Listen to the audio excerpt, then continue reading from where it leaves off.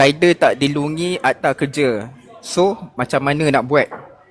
Baik, kenapa kita bincangkan topik ni pada hari ni sebab kita sedia maklum bahawa yang rider hanyalah sekadar rider. Okay, dia tak boleh nak mengubah sesuatu polisi dalam tapi yang pegang polisi tu hanyalah seperti yang atas-atas ni lah, macam contoh macam Foodpanda, Grab, boleh sebut tak ada ni? So yang semua itulah. So jadi semua kalian semua maklum lah. Jadi kita tak nafikan yang mereka ni juga menyediakan peluang pekerjaan kepada rider-rider, bukan setakat rider lah, dan juga memberi peluang kepada vendor-vendor untuk memasarkan mereka punya produk, mereka punya makanan. Jadi akan tetapi menyadari hakikat saban hari dari hari-hari, semasa ke semasa, kita banyak sangat dengar komplain daripada rider-rider lah terutamanya kan. So mereka ni antara yang yang senang ditindas lah oleh pihak yang atas. Jadi bila dah kena tindas ni, macam mana diorang ni nak cover diri diorang sedangkan mereka ni tak dilindungi di bawah akta kerja. Macam sebelum ni kita banyak membincangkan akta kerja, labor law dan sebagainya. Tapi kali ni lain. Tak dilindungi dengan akta kerja. Jadi makcik, so macam mana nak buat? Okay, bismillahirrahmanirrahim. Assalamualaikum warahmatullahi wabarakatuh buat semua yang dengar. Nombor satu sekali kita terangkanlah sedikit penerangan tentang Akta Pekerja Gig 2025, iaitu Akta 872. Akta ni berkuat kuasa pada 31 Mac 2026 untuk melindungi lebih kurang 1 juta lebih lah pekerja sektor ekonomi gig di Malaysia ni. Ramai. So akta ni menjamin hak minimum, ingat hak minimum keselamatan sosial dari segi pekeso. Dia juga bercakap tentang garis panduan keselamatan dan dia juga bercakap tentang penubuhan tribunal pekerja gig untuk menyelesaikan pertikaian di kalangan pekerja gig ni dan juga dengan platform-platform yang mereka kerja lah. Nah, so saya taklah sebut platform-platform mana. So you all tahulah kalau you pekerja gig platform yang mana, so you tahulah you serve platform yang mana. So ciri utama Akta Pekerja Gig 2025 ni, dia adalah tentang perlindungan sosial dan hak, memberi perlindungan keselamatan sosial dan hak minimum. Dengar ada perkataan minimum tu. Lepas tu dia juga tentang ketelusan dalam perjanjian perkhidmatan antara pekerja dan juga platform. Again, saya tak mention platform mana. So you pekerja gig, you kena tahulah you platform mana. Okay? Lepas tu dia juga bercakap tentang keselamatan dan kesihatan pekerja gig, garis panduan yang ketat bagi keselamatan pekerja selama bertugas. Dia juga bercakap tentang Akta 872 ni bercakap tentang Tribunal Pekerja Gig, TPG, mekanisme khusus untuk menyelesaikan pertikaian dengan lebih berkesan. So di sini pekerja-pekerja gig ni dia ada tribunal khas nah. So daripada sini apa yang saya faham adalah kemungkinan besar segala kes-kes pekerja gig ni akan disettlekan di Tribunal Pekerja Gig. So dia tak mention pun mahkamah buruh, dia tak mention pun mahkamah perusahaan. Dia ada buat satu Tribunal Pekerja Gig pula. Okay? Lepas tu Akta 872 ni penting sebab dia adalah untuk melindungi pekerja daripada tindakan diskriminasi oleh platform-platform ini. So, kalau you kerjalah dengan platform-platform tu ataupun you buat freelance dengan platform-platform tersebut, you rasa kan diri you ni bos sendiri. Atau sebenarnya ada tak rasa macam tu kan? You control you punya waktu bekerja, you rasa you nak buat kerja, you boleh buat, you tak mau buat, you off saja database mereka apa semua kan, sistem mereka apa semua kan. So, you rasa macam you berkuasa lah kan. Tetapi, saya ada juga kawan-kawan yang bekerja dengan platform-platform begini. Sebab, kalau betul you all boss sendiri, kenapa account you boleh deactivate tanpa warning? So, that means somebody else yang duk control account you. Kalau betul-betul you all rasa bebas, kenapa income you bergantung kepada satu app? Nampak tak contradiction dia? Pekerja gig ni macam mana? Asal-asal orang duk kata tak apalah, jadilah gig worker, senang, bebas, kita kontrol masa kita sendiri dan sebagainya. Tapi sebenarnya you tak bebas tak ke mana pun. There's an app that control you, and then there's a system that control the app, and then there's an organisation that control everything. Kan? So, gig worker ni sebenarnya bukan bebas sangat lah. Tapi dalam masa yang sama, gig worker ni tidak ditarifkan sebagai pekerja di bawah jadual pertama yang ada di dalam Akta Kerja. So, dalam Akta Kerja, kita ada tarifan tentang siapakah itu pekerja. Okay? So, pekerja ni dia mesti ada macam kontrak, dia mesti ada kawalan dengan majikan dia. Tapi pekerja gig tak ada tau benda-benda tu semua. So, pekerja gig ni dia berada di tengah-tengah.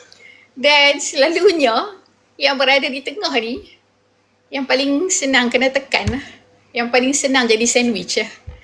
Yang itulah cerita dia. Pembukaan tentang pekerja gig dan juga Akta 872.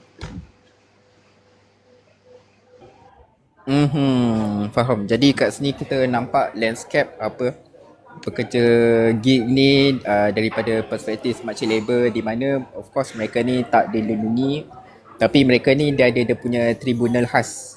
And then kita pun boleh sedia maklum bahawa mereka ni kebanyakan rider-rider ni semua hanya bergantung kepada satu app saja. So itu dia punya main income lah. Tapi kat sini kita nak bagi kesedaran bahawa yang rider ni dia of course kalau dia bergantung kepada satu income, so dia jadi susah. Jadi kat sini kita nak tetapkan, kita tak nak rider-rider ni ditindas, di mana mereka ni perlu tahu macam mana mereka nak menyalurkan mereka punya amarah, mereka punya saluran untuk tu. Jadi makcik ada ke, kalau rider ni ditindas, adakah mereka kena protes terus ataupun ada proses dia nak kena pergi report? Okay, kita kena faham dulu Act 872, macam tadi makcik dah explain dah, itu secara surface lah kan. Kita kena faham, kerajaan pun dah ambil maklum lah tentang komplain-komplain yang diterima daripada gig workers dan sebagainya. Dan gig workers ni kalau satu ketika dulu, mereka nak pergi labour office, mereka nak komplain pun tak boleh sebab mereka bukan pekerja. Nak buat kes buruh pun tak boleh, nak buat kes di Mahkamah Industri pun tak boleh. So, kerajaan keluarkanlah Gig Workers Act 2025 ni. So, undang-undang ini bukan saja-sajalah. Dia wujud sebab realiti hari ini gig ekonomi dah jadi besar, platform makin kaya. Tapi gig worker masih hidup dalam ketidakpastian. Again, saya tidak mahu sebut platform mana. You all sedang lah, you all berada di platform mana, okay? So, actually, gig workers ni, mereka in limbo. Tak ada perlindungan yang jelas. So, tidak ada hak yang betul-betul enforceable. So, kerajaan masuk campur lah dan cakap, okay lah, cukup, this is it, kita letak satu garis panduan.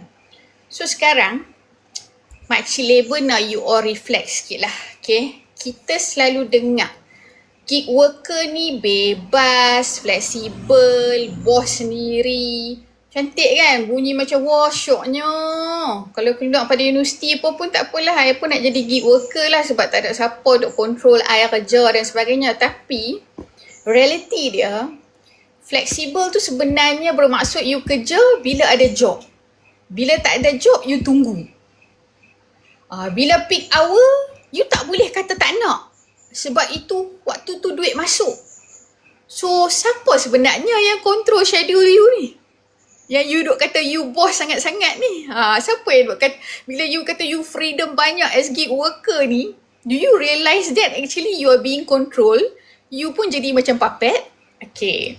So, you ke yang control masa you ataupun sistem yang control masa you? Dan satu lagi, banyak kawan-kawan makcik bising, account kena deactivate lah, habis terus income apa semua, there's no notice period, there's no pampasan, faedah penamatan. So, itu actually is not freedom.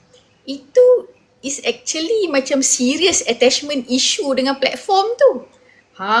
So di dalam ni lah, kita di petang ni lah kan, kita Elite Career Center dan juga Makcik Labor ambil kesempatan lah untuk buat penerangan awal tentang Akta 872 ni supaya gig worker faham apa yang mereka sedang hadapi di dalam kehidupan sekarang as gig worker. So, kita masuk part yang paling penting iaitu hak gig worker. Ramai orang tak tahu, tapi sekarang undang-undang di bawah Akta 872 ni dah bagi beberapa hak asas lah. So, nombor satu yang penting adalah hak bayaran. Kalau you dah buat kerja di bawah Akta 872 ni, ada benda ni, okay? Kalau you dah buat kerja, you mesti dibayar dalam tempoh yang dijanjikan. Kalau tak ada tempoh pun, maksimum 7 hari. So, ini bukan kalau rajin baru nak bayar. Ini kewajipan. Sebab dalam undang-undang, gaji bukan hadiah. So, gaji adalah hak. Gig workers ni is not just those working dengan platform-platform yang kita tahu tu. Macam pelakon kanak-kanak. Kadang-kadang these people berlakon tak dapat duit sampai berbulan-bulan. Ada yang bertahun tidak dapat bayaran. So benda ni masuk di bawah Akta 872. Perkara yang kedua yang penting di bawah Akta 872 adalah tak boleh buang sesuka hati. Tak boleh terminate atau deactivate platform sesuka hati. Bukan pekerja gig tu yang deactivate. Orang yang platform yang duk control sistem tu tak boleh deactivate ikut suka hati. Mesti ada sebab. Mesti ada asas. So, bukan hari ni sistem rasa you kan dia ada rating kan 4.9, 5, 3 apa semua tu. Rating tu kalau low, terus buang. Tak boleh macam tu. Itu dinyatakan di dalam Akta 872. Dan kalau ada tindakan diambil terhadap pekerja gig tu layak untuk tahu why. Kenapa? There must be a due process di dalam perkara ini. Yang seterusnya dalam Akta 872, pekerja gig mesti diberi kefahaman algoritma. So this is very interesting. Okay? Platform yang you bekerja sama tu mesti wajib explain kepada pekerja gig tu. Macam mana sistem untuk monitor you. Macam mana job diberikan. Macam mana decision dibuat. Benda ni semua ada dalam Akta 872 tu. So hari ni Makcik Labor dengan ECC sedang menerangkan in layman's word supaya orang faham dengan mudah. Okay? So maknanya algoritma app itu tak boleh jadi black box yang pekerja gig tak boleh faham. Sebab bila algoritma sistem itu efek periuk nasib pekerja gig tu, so pekerja gig tu mesti ada hak untuk tahu. Sangat penting. Lepas tu, pekerja gig di bawah Akta 872 ni, gig worker ada hak untuk join association. Katakanlah gig worker buat union. Diberi hak di bawah Akta 872. Jangan buat main, akta ni kuat ni. So, tak boleh ada clause yang kata you tak boleh join group, tak boleh organize, tak boleh join union, tak boleh. So, pekerja-pekerja gig, dengar benda ni, you can start a union, you can start a group. Kan, bersatu kita teguh, bercerai kita roboh. So, sebab dalam dunia kerja, if you stand alone, memang kita rasa lemah. Tapi kalau you berada as a collective, you ada suara. Bahawa Akta 87 ini memberikan kuasa kepada pekerja untuk buat grup. Okay. So, cubalah type dekat komen kan. Saya dah cakap banyak ni dah kan. Siapa yang pernah rasa job tiba-tiba kurang? Atau account kena warning and then you tak faham kenapa? Tiba-tiba account kena warning. Cuba saya nak tengok komen. Saya nak jawab untuk mewakili housemate saya lah. Sebab housemate saya ni pun saya difahamkan dia pun buat adalah satu platform tu. Okay. Jadi dia pun pernah lah komplain bila mana dia tak ada cerita, bukan berkaitan dengan kenapa tiba-tiba terminate apa semua. Dia mostly rider-rider ni dia banyak terkesan bila mana rate diorang rendah dan juga tak berbaloi. So ini adalah orang kata main common issue lah daripada sorry, salah fokus housemate. Apa kawan rumah saya lah. So dia banyak komplain berkaitan dengan dengan fare rendah lah. Dengan fare rendah, dia ni macam duduk tengah-tengah bila mana dia dengan customer, dia dengan peniaga-peniaga lain ataupun dengan Foodpanda sendiri, dengan sistem tu sendirilah. So bila mana rate tu rendah and then so tak berbaloi lah. So kat sini macam mana, so kat situ adalah apa yang disampaikan kepada saya lah, kenapa rate dia rendah. So rata-rata saya percaya yang ada yang nonton live ni memang rate dia memang sangat rendah lah. So kat situ adalah salah satu common issue daripada kalangan rider-rider ni lah. Okay, tentang rate rendah itu pun selalu makcik labor dengar. Ada ramai makcik labor pun banyak belajar tentang pekerja gig ni daripada sahabat-sahabat makcik labor. So, selain daripada rate rendah, sebab makin lama makin ramai orang join menyertai platform-platform ini untuk bekerja sebagai pekerja gig untuk menambah pendapatan. Sebab di Malaysia ni makin ramai dah orang buat bukan 1-2 kerja, bukan 2 kerja, kadang-kadang buat 3-4 kerja sekali untuk tampung kehidupan kan. Itu rate rendah satu hal. Yang lagi yang selalu makcik labor dengar, yang deactivation tu. Deactivation paling sakit hati, paling sedih. Kesian dekat kawan-kawan. Memang part deactivation ni cukup sensitif lah. Platform ada hak. Platform-platform yang you all know platform-platform mana, saya tak mau sebut. Ada hak untuk deactivate.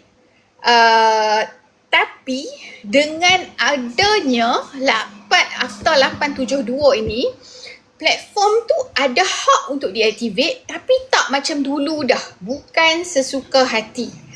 Kalau ada isu, mereka platform ini boleh suspend sementara untuk melakukan siasatan iaitu due inquiry, tapi tempoh suspend tu pun ada limit. So kita boleh nampak dah ini menjurus kepada Seksyen 12, 13, 14 Akta Kerja tentang penamatan, tentang due inquiry dan sebagainya kan. Dan kalaulah didapati selepas siasatan pekerja gig itu tidak bersalah, okay, platform wajib aktifkan semula akaun. Ni ada dalam Akta 872. Dan bayar compensation untuk tempoh yang you digantung. Ada dalam Akta 872. So ini sangat penting. Okay, sebab dulu sebelum ada Akta 872 ni lah, kalau kena suspend, kan, tanggung sendiri ya. Tak ada siapa nak bayar apa compensation apa pun. So sekarang undang-undang kata, kalau you tak salah, company kena tanggung juga. Lepas tu, dengan adanya undang-undang pekerja gig ini, katakanlah pekerja gig bergaduh dengan platform. Gaduh. Okay? Jangan diam. Undang-undang dah bagi jalan, iaitu di dalam Akta Pekerja Gig ini, pertama, komplain dalam company, buat formal komplain dalam company. Kedua, pergi ke konsulator. Ketiga, bawa ke tribunal. Tribunal ni macam mini court lah. Dia lebih cepat, lebih accessible lah. Dia bukan macam rendah sikit daripada mahkamah biasa lah. So lebih kurang macam mahkamah buruh dan sebagainya lah. Okay. Dan di dalam tribunal ini, ada pegawai yang akan dilantik untuk mendengar kes-kes di dalam tribunal ini. Setelah pegawai itu dengar kes-kes di dalam tribunal, so pegawai ini boleh membuat keputusan seperti menyuruh bayar duit, refund atau compensate, bagi balik akses kerja.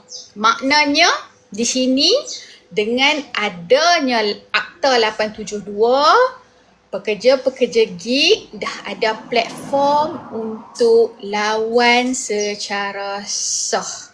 So pekerja gig, you tak payah dah nak komplain dalam TikTok ke, nak buat video marah-marah, you tak payah nak komplain dalam Facebook. Boleh nak buat, tak? Kita ada hak untuk buat benda tu. I'm not saying don't do, tak.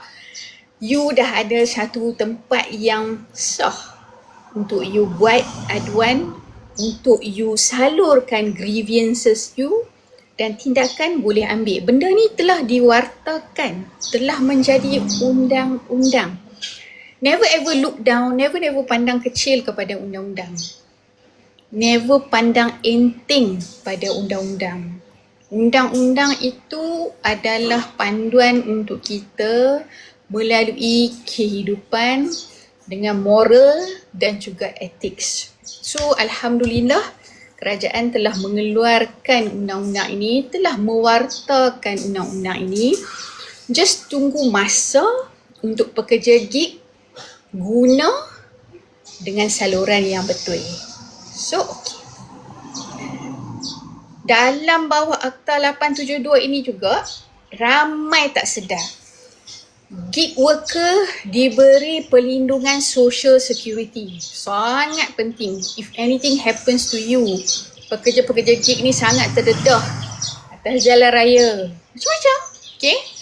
Platform ini, platform yang pekerja gig ni bekerja ni, wajib memastikan setiap pekerja itu berdaftar dengan Perkeso, buat contribution, dan pastikan coverage diterima oleh pekerja-pekerja gig tersebut. Kenapa penting?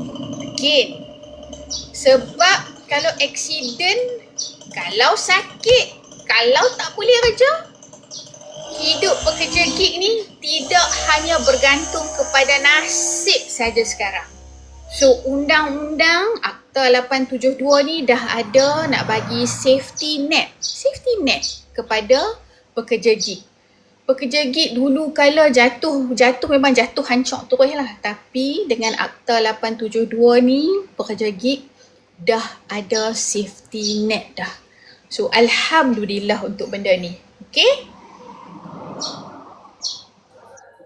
Alright, so kat sini kita sedia maklum bahawa pekerja-pekerja gig ni, rider-rider, mereka ni memang mempunyai saluran khas, iaitu yang kepada tribunal khas lah. Okay, so mereka ni boleh untuk protes, boleh untuk menyuarakan amarah-amarah mereka, nak komplain, tertindas dan sebagainya.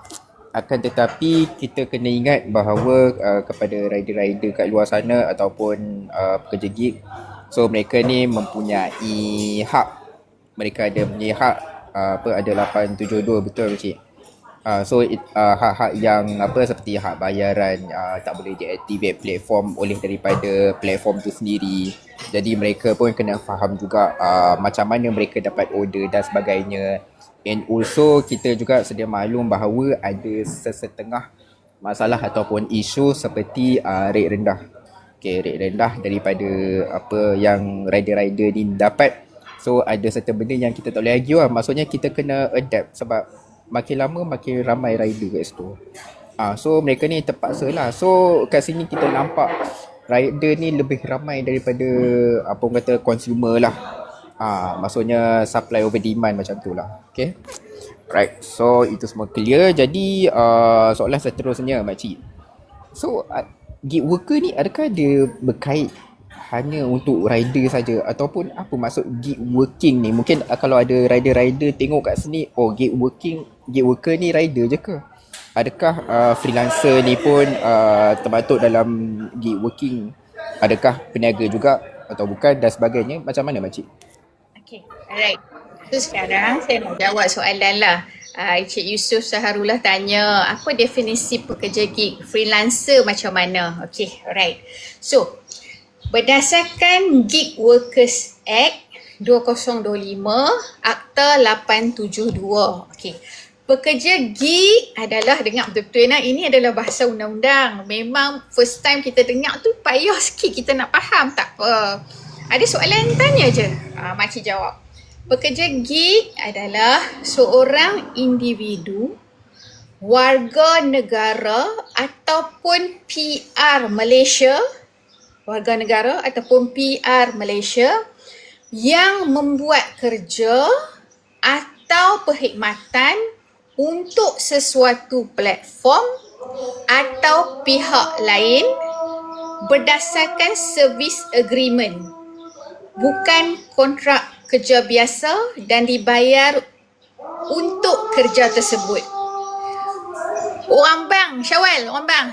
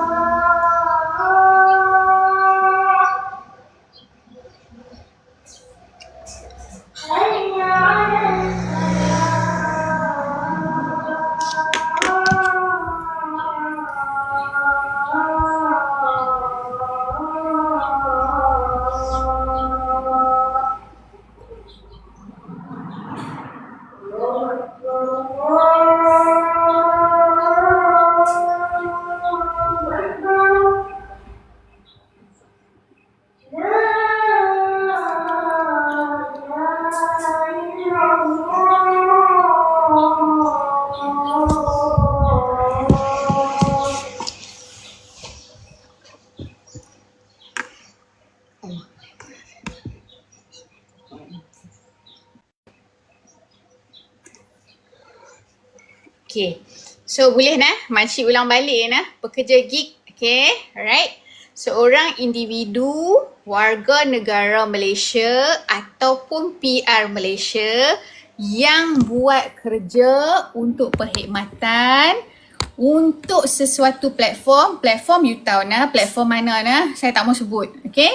Atau pihak lain berdasarkan service agreement, bukan kontrak kerja biasa, bukan letter offer biasa dan dibayar untuk kerja tersebut. Okay? So, pekerja gig ialah orang yang buat kerja melalui platform G, platform F, platform L, you all tahu nah, atau kerja freelance tertentu.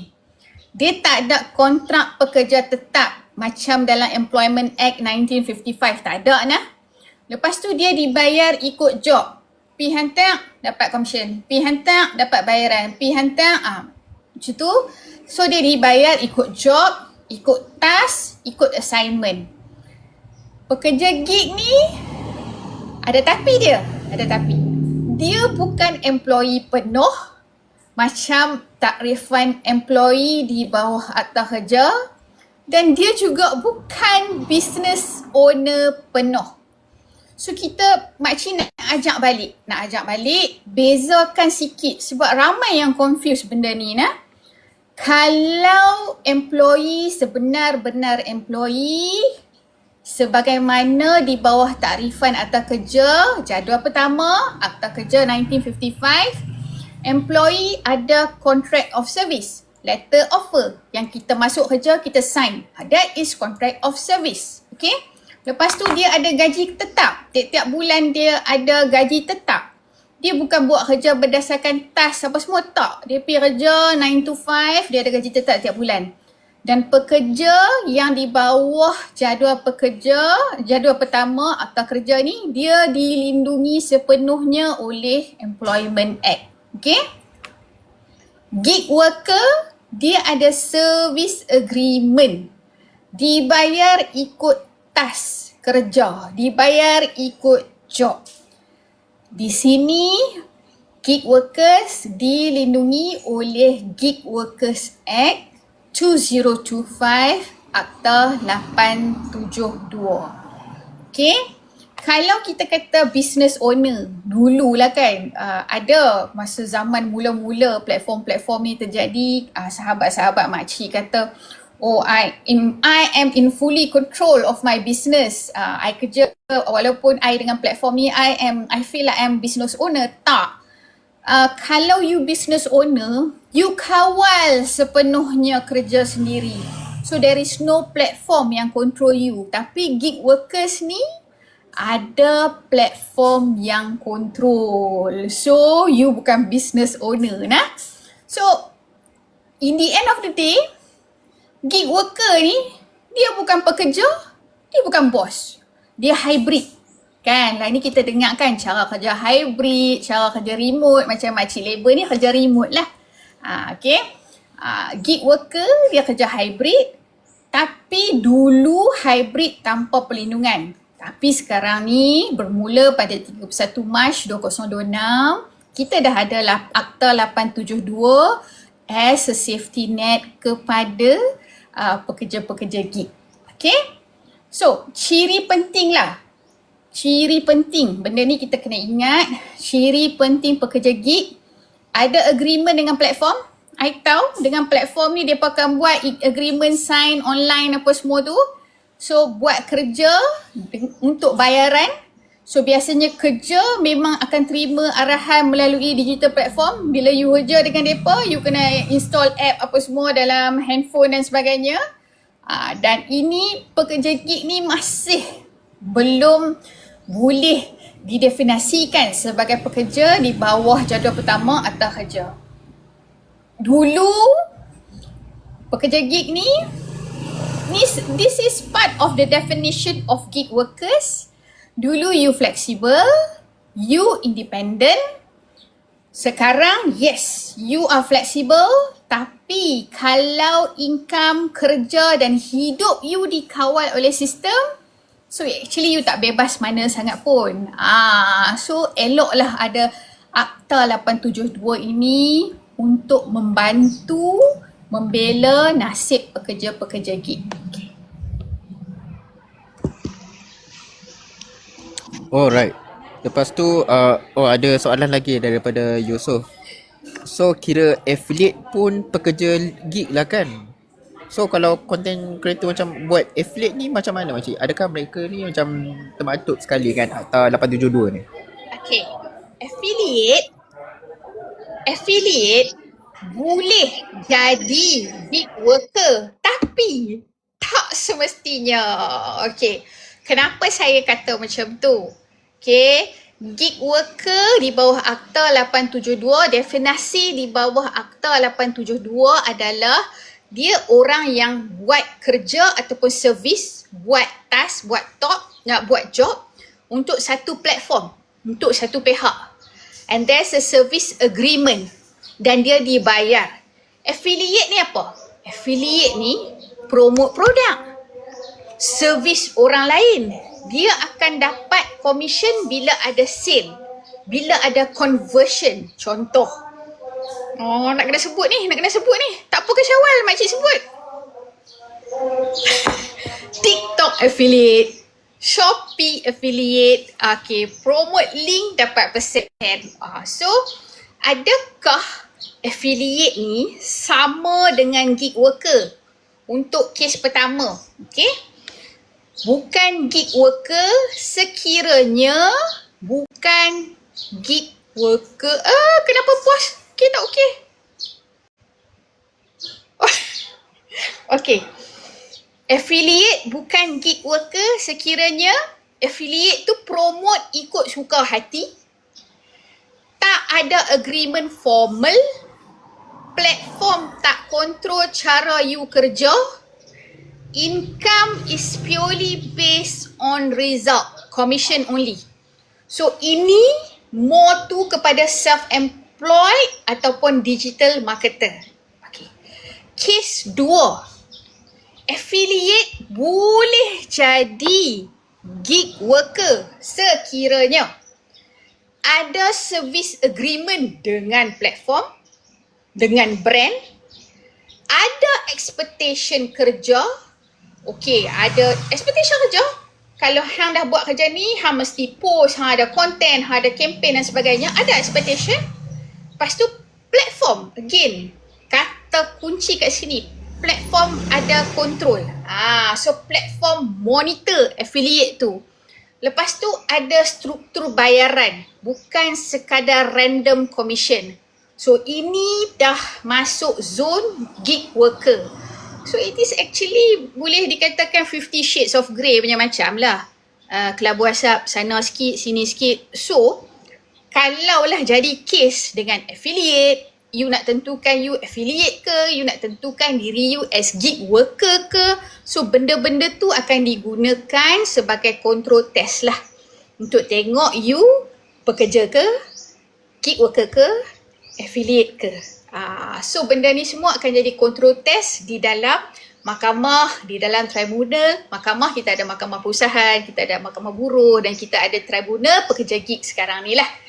So tanya diri sendirilah. So lah ni bila kita buat apa tu live TikTok ni, mesti ramai akan fikir, aku ni gig worker ke? Aku ni pekerja ke? Aku ni affiliate ke? So tanya diri sendiri, ada tak platform control cara aku kerja? Okay. Kedua, ada tak agreement yang define kerja aku? Ketiga, adakah income aku bergantung pada platform itu? Kalau banyak ya dalam 3 soalan tu, so you all makin dekat lah dengan gig worker. You can takrif diri you as gig worker. Kalau banyak no kepada 3 soalan yang makcik bagi tadi tu, so you're more to self-employed. So kita kena ingatlah, affiliate ni bebas. Gig worker tak bebas sebab ada platform control. Affiliate yang dikawal mungkin boleh jadi gig worker tanpa sedar, tapi kita ada control test yang lain lah untuk kita tentukan hang affiliate ke, hang gig worker ke. Bang, saya tak puas hati lah. Betul ke abang yang viral curang tu? Syawal, kesian kat hang? Tak apa pakcik, saya terima je. Saya terima je, saya curang ke apa ke. Saya ni pun pakcik, satu pun tak dapat, macam mana nak curang pakcik.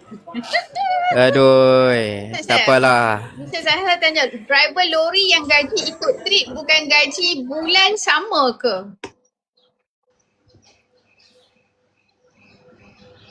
Saya jawab soalan tu Driver lori adalah pekerja Mr. Azhar. Dia bukan affiliate. Dia bukan gig worker, tak. Driver lori, security, semua tu adalah jawatan pekerja-kerja yang khas. Mereka adalah pekerja. Kerja mereka satu macam passion lain sikit daripada orang lain. Tapi mereka adalah pekerja driver lori. Ya. Tapi, saya bercakap secara am sekarang ni. Kalau nak tentukan sama ada seseorang tu pekerja ataupun tidak, saya kena tengok letter offer, saya kena tengok punch card, saya kena tengok service agreement dan sebagainya. So, saya jawab sekarang secara am. Driver lori yang kerja dibayar dengan trip adalah pekerja. Okay.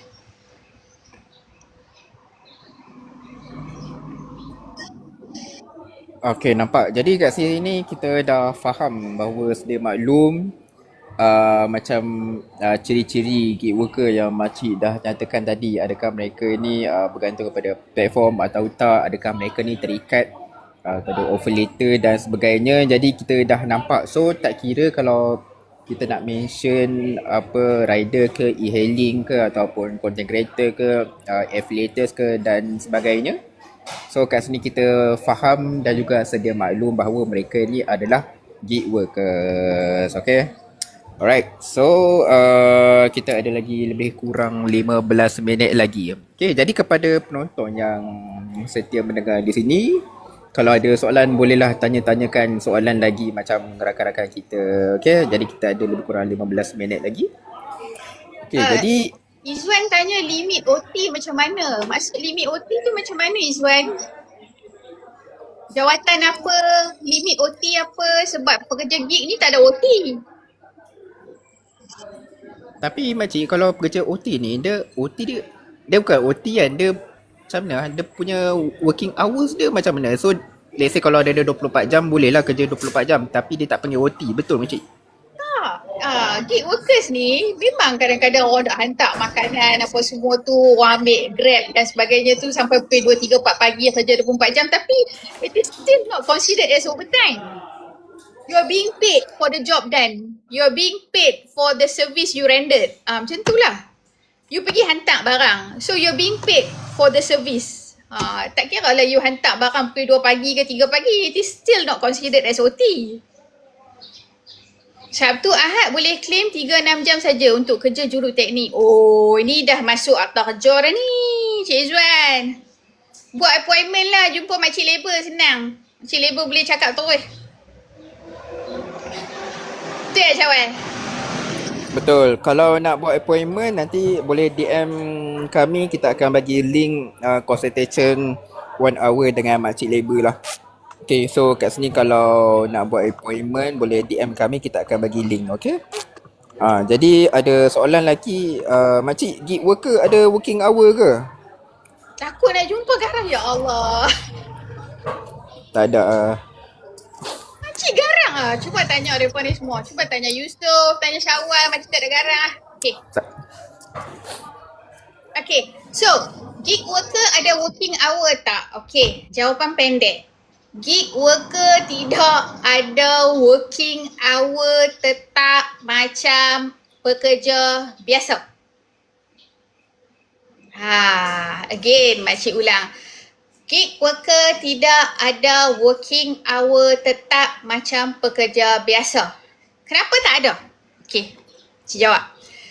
Gig worker bekerja berdasarkan service agreement, bukan kontrak kerja biasa.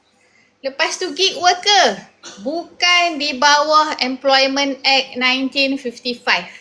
So, dia tidak ada undang-undang sehari hanya boleh kerja 8 jam. Dia tak ada OT calculation wajib. Rest day pun tak ada. Macam rest day statutory pekerja biasa. Kerja 5 hari, cuti Sabtu Ahad, apa semua. Tak ada. Benda tu semua tak ada. So, secara teori, gig workers ni, you kerja bila you nak. Tapi, secara reality, teori dan reality adalah dua perkara berbeza ya anak-anak sekalian. You kerja bila sistem bagi you job. Sistem platform. Dan bila demand tinggi, adalah kerja you. So, di atas kertas, pekerja gig ni bebaslah. Boleh on off bila-bila. Boleh pilih nak kerja ataupun tidak. Tapi, di atas real life, peak hour, you kena masuk kalau you nak income. Algoritma akan push you kerja lebih. Suruh pergi hantar jauh-jauh. You duk ada di Kedah, tiba-tiba you kena pergi hantar pergi sampai Ipoh. Ada algoritma macam tu. Kalau you kurang aktif, memang job you akan kurang. You dikawal kan? Dikawal oleh platform. Itulah gig worker. Dikawal oleh platform. Weh, siapa dia ni hantar love you so much? Faris! Jangan duk main iPad. Dia bagi gift ke? Love you so much pula, main iPad. Dia bagi gift tu. Tak kena rotan dah budak ni. Okay. Gift. Okay, gig workers tak ada official working hours tapi ada benda lagi bahaya. Dia ada algoritma working hours. Lunch hour wajib kalau nak duit banyak. Rainy day, search semua masuk. Lepas tu rating pula drop. Kena kerja lebih untuk penaik balik rating tu. So, jam kerja tidak tertulis oleh gig workers tapi anda dikawal oleh platform. I'm pretty sure platform dengar benda ni memang dia sakit hati ya Kak Makcik. Begitulah Syawal. Faham. Baik. Okey, jadi kita ada lebih kurang lagi 10 minit lagi kepada kawan-kawan yang nak tanyakan soalan, boleh lagi. Okey. Makcik nak tambah sikit lah. Walaupun Act 872 ni kan, akta untuk pekerja gig ni, dia nak bantu. Walaupun dia masih di peringkat permulaan. Cumanya, kita perlu bagi masa untuk kerajaan memperbaiki daripada masa ke semasa. Dan bagaimana kerajaan nak memperbaiki daripada semasa ke semasa adalah dengan pekerja gig menggunakan hak yang telah ada di dalam akta tersebut sebaiknya. Guna melalui saluran yang betul. Okay?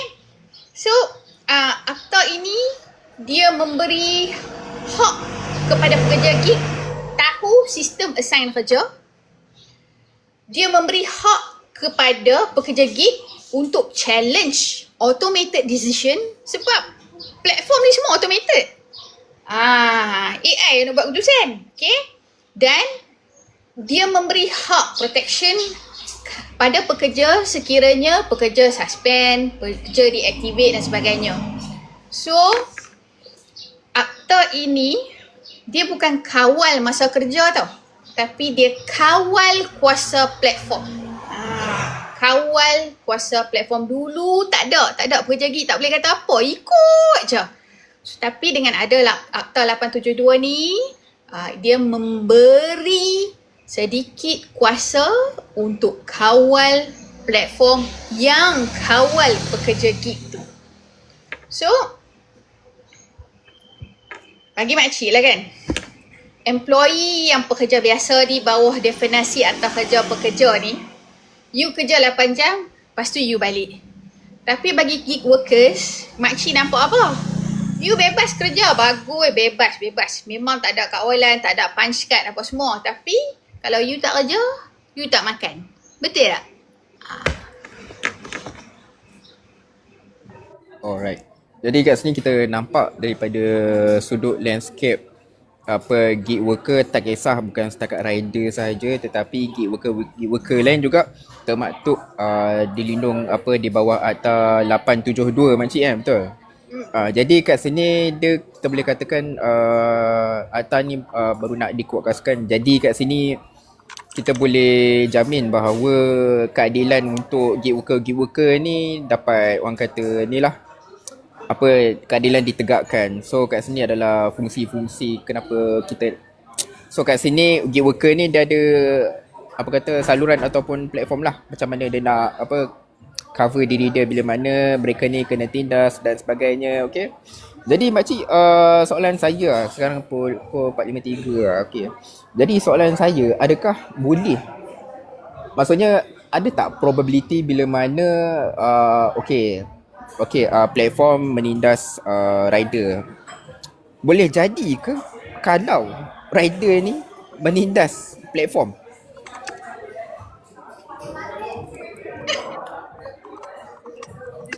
Gig workers menindas platform.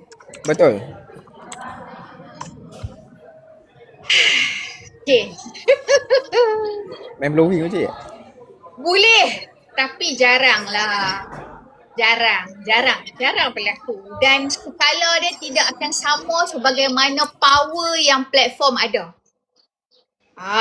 Okay. Gig worker boleh abuse sistem. Buat fake order, self order untuk naikkan insentif, manipulate lokasi GPS, multi account, buat account hantu, cancel job sesuka hati lepas accept, gaming algorithm untuk dapat job senang. Ini real lah. Platform pun ada data kan. Tapi siapa yang lebih power? Kita kena adil. Platform dia control algorithm. Siapa pegang kuasa? So control job distribution, platform. Boleh deactivate account, siapa? Platform. Pekerja gig tak boleh deactivate account. Lepas tu siapa yang set rate bayaran? Platform. Pekerja gig tak boleh minta saya nak bayaran macam ni, tak boleh. So kuasa yang lebih besar ada pada platform. Sebab gig worker ni dia individual. Dia bergantung pada platform. Tak ada platform tu memang tak boleh bekerja. Lepas tu risiko untuk hilang income ni ada serta merta. So di sini kita akan tengok imbalance, power imbalance yang sangat jelas. Platform ni berada bertingkat tinggi lagi lah daripada gig worker ni dari segi kuasa. So gig worker boleh ambil kesempatan, tapi platform pegang kuasa yang lebih besar. Gig worker boleh manipulate sistem, tapi platform, kita kena ingat, platform yang design sistem tu, so siapa yang lebih powerful? Okay, baik. Jadi kat sini kita nampak semuanya jelas. Okay, jadi perbincangan kita pada petang ini. Soalan tu Pak Syawal ada soalan nak tanya pasal Perkeso Lindung ni. Daripada Faris tak silap. Nak tanya pasal Perkeso. Boleh ke lindung 24 jam?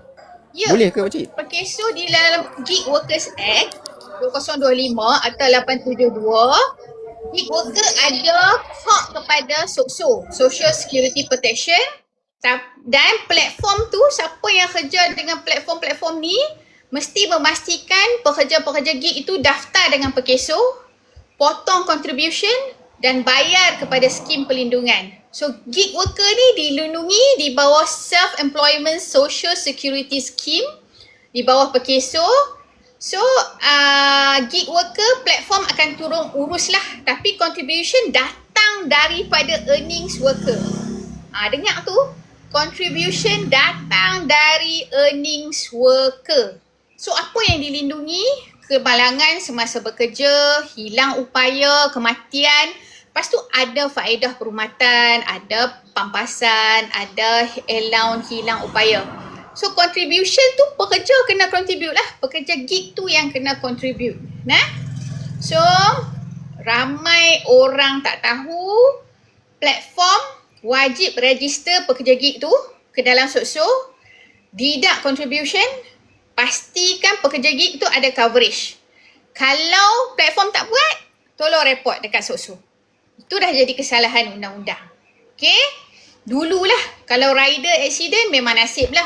Kan baru-baru ni ada rider yang accident, pemandu mabuk, langgar apa semua. Lepas tu SOSO buat bayaran kepada keluarga dan anak-anak dia. Tu dia dah mendaftar dengan SOSO lah. So sekarang sekiranya lah ada accident, tapi makcik nak semua rider hidup bahagia lah. Tak maulah bagi hampa accident, kesian. Okay? Kalau terjadinya accident, ada sistem yang kena tanggung lah. Security akan datang dan sebagainya. SOSO akan ada untuk membantu dan sebagainya lah. Okay? Itu sangat penting. Tolong contribute dengan SOSO. Okay? Baik, sekarang jam sudah pun menunjukkan jam pukul 4.58. Jadi kita nak buat penggulungan sikit lah, okay? Jadi kita kat sini nak aware untuk kepada semua pengguna rider dan juga platform. Okay? Jadi kat sini kita bukanlah nak menggulingkan sangat platform-platform. Tidak. Tetapi kat sini kita nak mencari titik tengah antara platform dengan rider ataupun pihak-pihak yang terlibat. Okay? So kat sini kita nak jumpa titik tengah supaya sama-sama pihak untuk berlaku adil. So tak boleh lah bila mana kalau platform ni nak menindas rider-rider ataupun rider-rider ni sendiri nak menggulingkan platform. Tidak.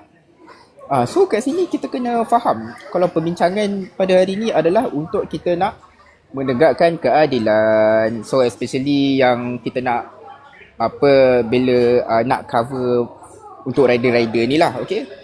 Jadi kita pun jangan salah faham, tak, sebab kita faham bahawa platform-platform ni adalah satu platform untuk rider-rider ni cari rezeki, cari makan. Jadi kita pun rider-rider ni pun berterima kasih dekat platform-platform ni, okey? Dan juga dengan pihak-pihak yang terlibat. Jadi Macam nak tambah sikit Syawal. boleh, sila. Okay, gig worker ni mungkin nampak bebas, tapi kebebasan tanpa perlindungan itu bukan kebebasan. Hari ini kita faham satu benda bahawa platform perlukan gig worker. Gig worker pula bergantung kepada platform. Jadi hubungan ini mesti ada keseimbangan. Sebab walaupun gig worker bukan pekerja tetap, mereka tetap manusia yang ada hak dan maruah. So in the end of the day, gig worker mungkin bekerja sendiri tapi mereka tak sepatutnya berjuang sendiri. Dan kita berterima kasih kepada kerajaan kerana telah mengadakan Akta 872 ini sebagai safety net kepada gig worker. Okay, baik. Jadi itu adalah kata-kata akhir daripada Makcik Labor. Jadi sekarang menunjukkan jam pukul 5. Jadi sebelum saya endkan live ni, kalau untuk rakan-rakan yang sedang menonton ni, kalau nak tahu lebih dekat, kalau nak bertanyakan soalan, nak berjumpa dengan Makcik Labor, nak bertemu lutut kata kan? Betul Makcik? Tak mahu makcik lagi lutut, janganlah ada botol lutut makcik, tak mahu. Jadi kat sini kita akan mengadakan satu Karnival Kegar Kejaya seminar yang diadakan pada 27 hari bulan hari Isnin di Hotel Armada Petaling Jaya. Jadi kawan-kawan yang menonton live ini jangan lupa untuk kita sembang dengan lebih dekat lagi pada hari kejadian. Jadi kat situ kita akan bersemuka, bolehlah bertanya soalan dan juga jumpa Makcik Labor. Okey. Jadi nak daftar kat mana? Boleh pergi ke link bio di ECC. So boleh klik dekat link profile kat situ, boleh cari link dekat bio. So itulah kami punya link pendaftaran. Okey. Jadi baik, itu saja untuk hari ini. InsyaAllah kalau kita ada live lagi, kita bolehlah berjumpa dan kita akan maklumkan dari grup ke grup. Okey. Baik, jadi itu saja. Sekian daripada saya. Assalamualaikum dan salam sejahtera dan selamat petang. Bye-bye.